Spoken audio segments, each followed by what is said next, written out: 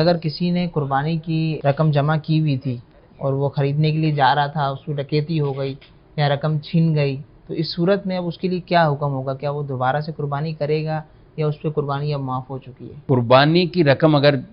خدا نخواستہ کسی سے چھن جائے، یا جانور ہی لے کے آ گیا، جانور ہی چھن گیا، یا جانور بھاگ گیا، یہ واقعات تو ہوتے ہی رہتے ہیں۔ آج کل پیسوں کے بھی یہ ڈکیٹیاں ہوتی رہتی ہیں اور خبریں آتی ہیں کہ لوگ بتاتے ہیں کہ مطلب یہ ہو گیا۔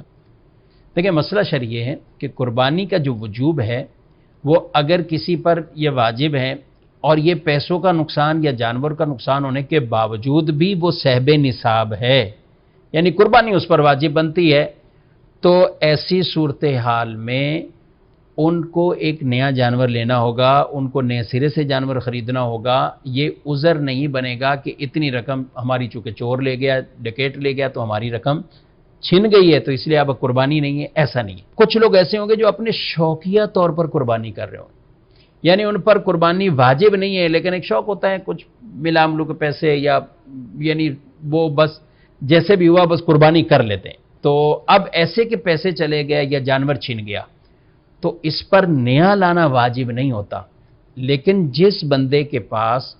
وہ نقصان کے بعد بھی یہ سب کچھ موجود ہے کہ وہ صاحب نصاب ہی رہتا ہے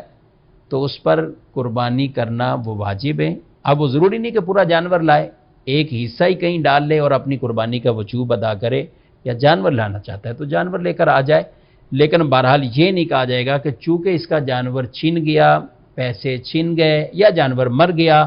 اب یہ قربانی نہیں کرے گا، ایسا نہیں ہے۔